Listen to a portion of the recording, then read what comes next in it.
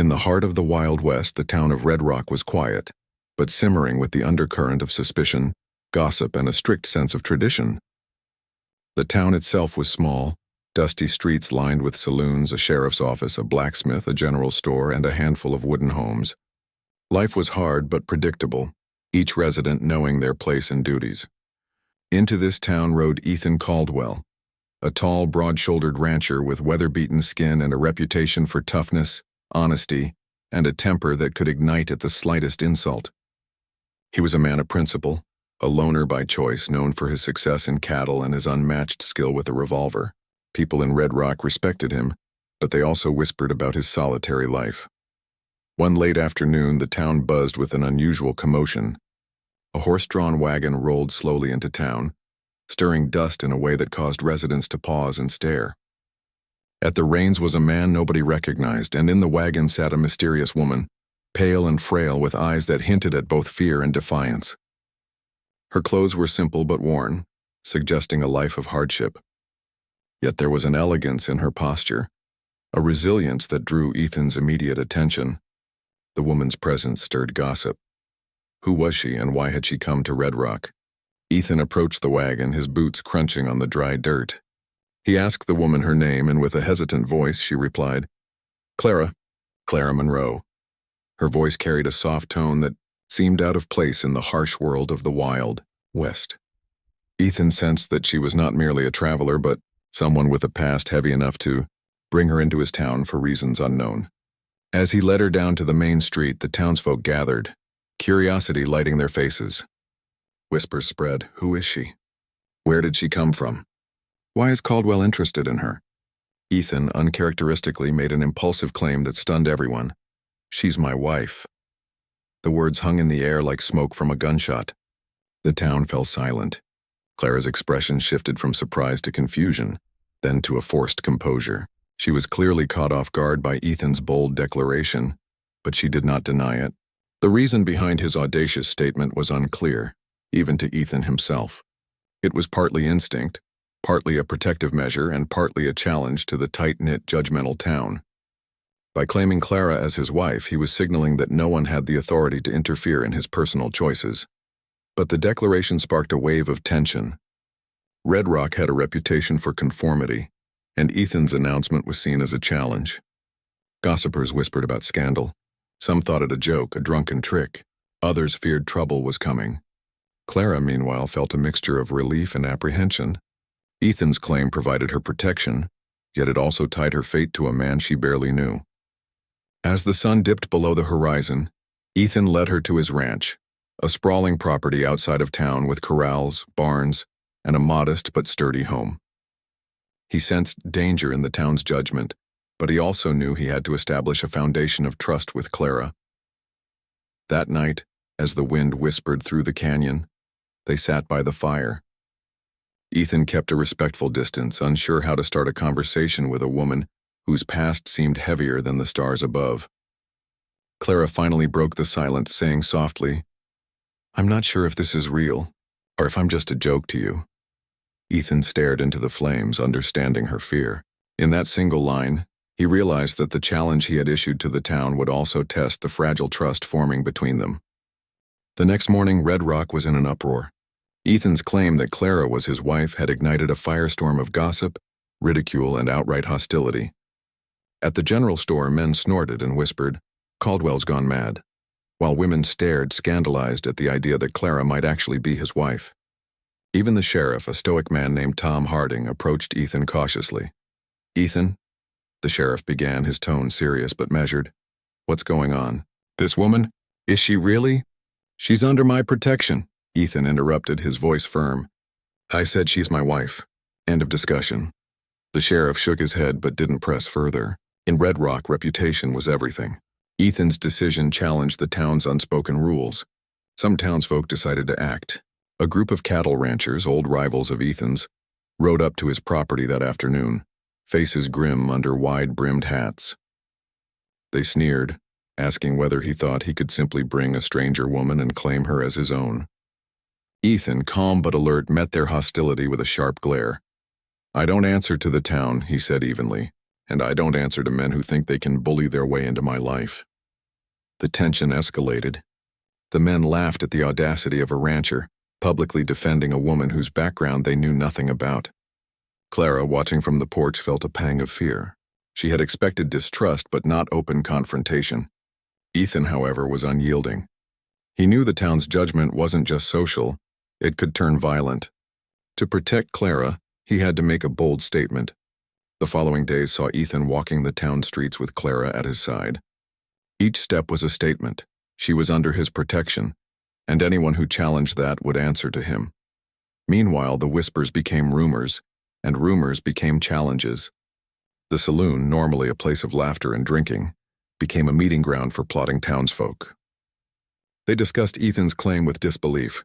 He's calling her his wife, but she's just a stranger. Some suggested a duel to settle the matter, a test of strength and honor in the old Western style.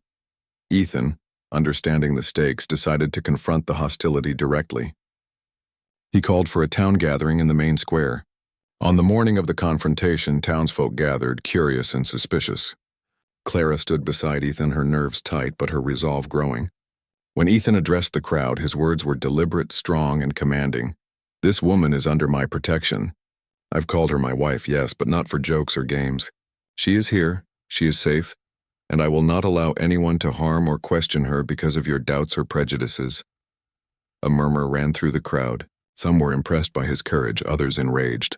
One man stepped forward, challenging Ethan to prove his claim. "If she's your wife, Caldwell, then show us you can defend her. Otherwise it's all a joke." Ethan's eyes narrowed. He knew this was more than a social test. It was a fight for Clara's dignity and his own honor.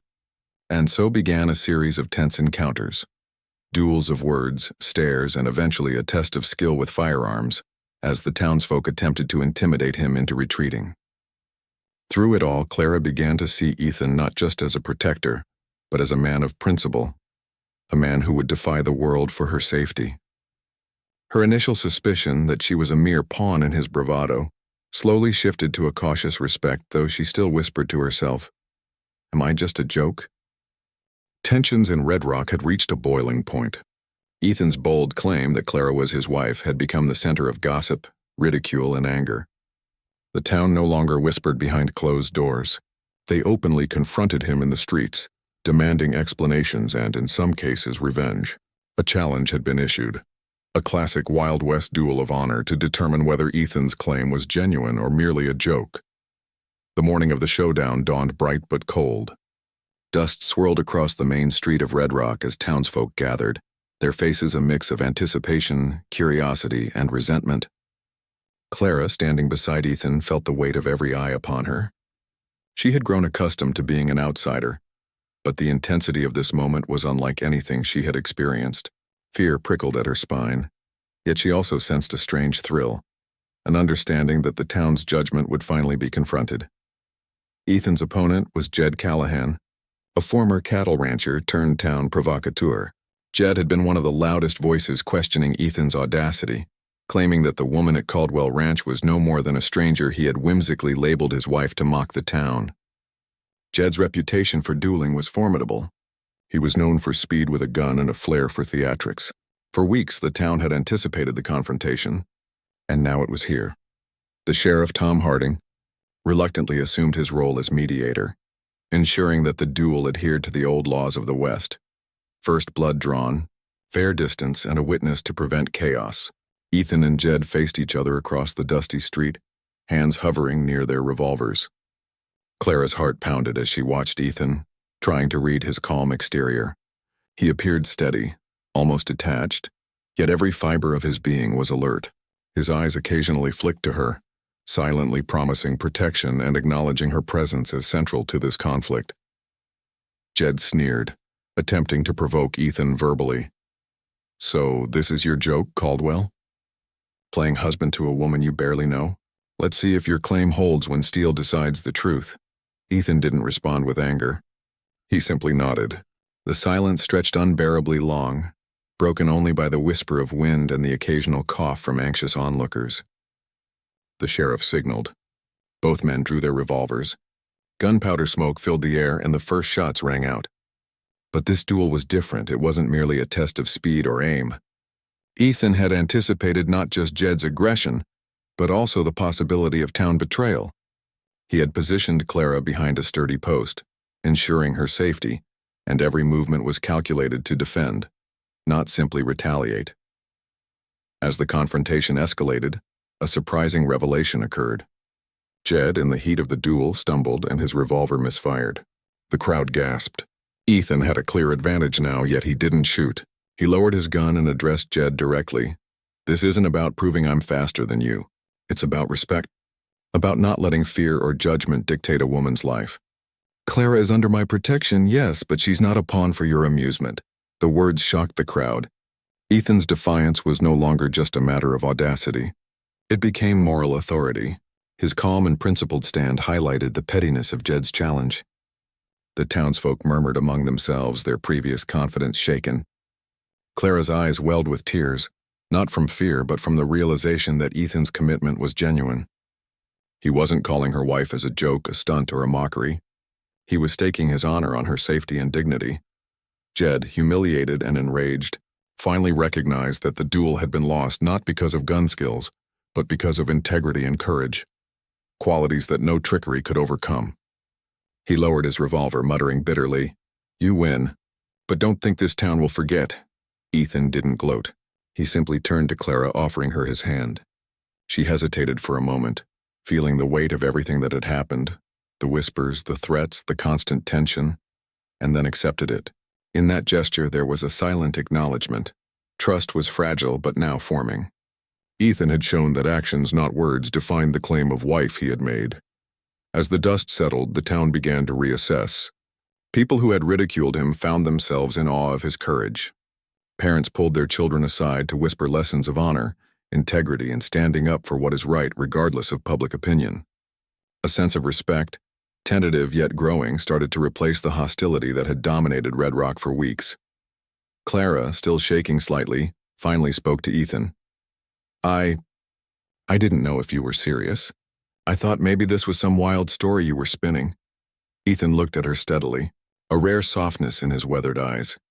"Clara, I may be many things, stubborn, rough, sometimes reckless, but a joke I am not. If I say you are my wife, I mean it. Not for the town, not for me, but for you." The weight of his words lingered, and Clara felt the first flickers of trust. She began to understand the complexity of the man beside her. A man who could face an entire town to defend her dignity, yet still allow her to question him, to feel safe forming her own decisions. After the dramatic showdown with Jed Callahan, Red Rock was quiet, but not in the usual way. The silence that now hung over the town was tense and reflective rather than restless or hostile. Ethan had emerged victorious, but the victory was not merely measured in dueling skill.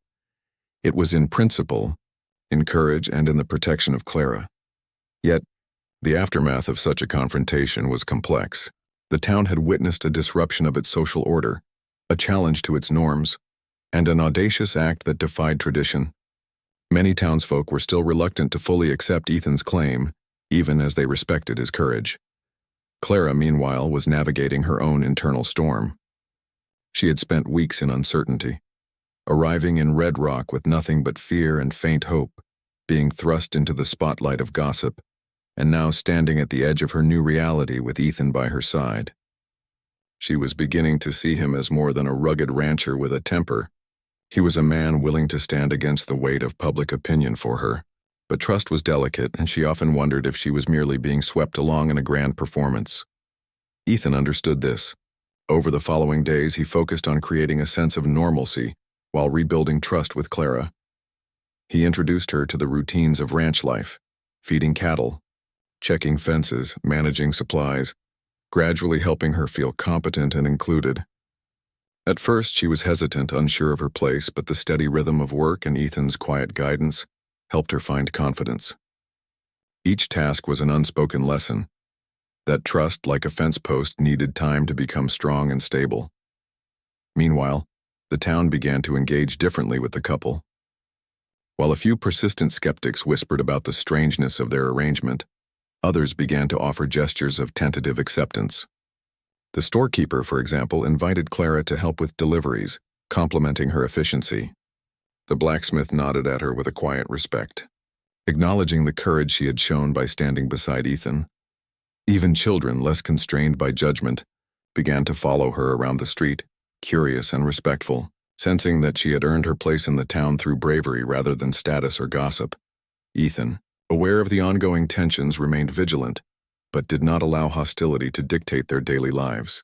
He reinforced Clara's sense of security by establishing clear boundaries for anyone attempting to undermine her or test his claim. These boundaries were firm but fair, rooted in respect rather than intimidation. Through this period, Clara began to see Ethan's actions as consistent with his words. The phrase he had spoken after the duel, "Not for the town, not for me, but for you," was not empty rhetoric. Every protective act, every steady gaze, every moment he included her in decisions solidified her understanding that he truly valued her autonomy and safety. Over time, Clara herself began to change. The woman who had arrived fragile, cautious, and wary now demonstrated resilience, intelligence, and initiative. She started participating actively in ranch management, offering advice on herd rotation, irrigation planning, and resource allocation.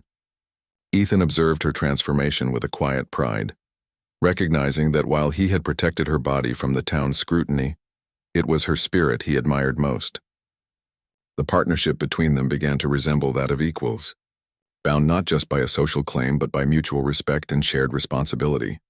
The town, observing this evolution, was forced to recalibrate its perceptions. What had initially appeared as a scandalous joke now revealed itself as a story of courage, integrity, and mutual growth. Conversations in the saloon shifted from ridicule to admiration. Neighbors who had once jeered began to speak of Ethan's bravery and Clara's resilience in the same breath. Red Rock slowly absorbed the lesson that life was not dictated solely by tradition or appearances. True character was demonstrated through action, not gossip. Yet challenges remained. Some lingering skeptics sought minor ways to undermine Clara, passing comments, veiled insults, and subtle tests of her composure. But each time, Ethan's unwavering support and Clara's growing confidence neutralized these threats.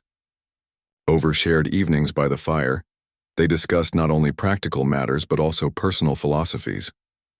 Clara admitted her initial fear that she might be just a joke, and Ethan listened, validating her feelings without condescension. This open communication laid a foundation for trust that was now far stronger than the initial declaration of marriage. By the end of this phase, both Ethan and Clara had grown significantly. They were no longer merely protector and protected. They were partners navigating the challenges of the Wild West together. The town's hostility had transformed into cautious respect, and Clara's self-perception had shifted from vulnerability to empowerment. The tension that had dominated the streets of Red Rock was replaced with a sense of stability, achieved not through fear or submission, but through courage, integrity, and mutual support. Months passed and Red Rock settled into a new rhythm. The initial shock of Ethan's audacious claim had faded, replaced by a sense of acceptance and respect. Life in the town returned to its familiar routines, but the events surrounding Clara's arrival and the showdown had left a lasting mark. They became stories whispered in hushed tones in the saloon, not as tales of scandal, but as examples of courage and integrity in a harsh world. Clara had become an integral part of ranch life, managing operations with insight and skill. Her initial hesitation was replaced by confidence and a sense of purpose. She and Ethan worked together seamlessly, dividing tasks, planning the herd's movements, and maintaining the property with precision. Their relationship, forged under the intense scrutiny of the town, had matured into one of deep respect and subtle affection. One evening, as the sun dipped low and painted the horizon in amber and crimson, Clara sat on the porch of the ranch home, looking out over the pastures. Ethan joined her, handing her a cup of coffee. Silence stretched comfortably between them. Clara finally broke it. "Ethan, when I first arrived, I truly thought I might be a joke. But now I realize that perhaps this was the only way I could find a place in this world." Ethan smiled faintly, the lines of his face softening. "You're no joke, Clara, never were. What we've built here, it's real. Not because of the town, not because of words, but because we chose it." The town of Red Rock had also evolved. The incident had shifted perspectives. Residents who had initially scoffed at Ethan's boldness now treated Clara as an equal and valued member of the community. They learned that respect was earned through actions, not tradition, and that courage could redefine social norms. Children played near the ranch, looking up to Clara as a figure of resilience and inspiration. Other women in the town, inspired by her strength, began engaging more confidently in local affairs and trade. Ethan, for his part, continued to defend Clara when necessary, but less out of obligation and more as an equal partner. He had discovered that true protection was not just about guarding against physical threats. It was about nurturing trust, allowing autonomy, and standing together against prejudice. Together, they exemplified a new model of partnership in a frontier town, balancing strength and compassion, action and principle. The story of Ethan and Clara, often retold over campfires and at gatherings, became legend. The words, "I'm just a joke," once spoken by Clara in fear and doubt, transformed into a symbol of triumph over societal expectations. They represented the journey from vulnerability to empowerment, from isolation to partnership, and from scandal to respect. In the final scenes, Clara and Ethan are seen riding through their pastures, side by side, a quiet yet powerful image of mutual respect, love, and resilience. Their lives, once overshadowed by suspicion and challenge, now radiate stability, purpose, and quiet triumph. The town of Red Rock had been changed too, not merely by the confrontation but by the example set by two people who refused to be confined by judgment, who acted with integrity and courage, and who discovered trust and partnership in the most unlikely of circumstances. The legacy of this story is clear. Sometimes, a bold, audacious act, calling someone your wife in defiance of the world, can illuminate the values that truly matter: courage, respect, and the unwavering protection of those who cannot defend themselves. And in that legacy, Clara was no joke. She was a symbol of strength, and Ethan's declaration was no stunt. It was a pledge, a challenge, and ultimately a triumph of humanity in the Wild West.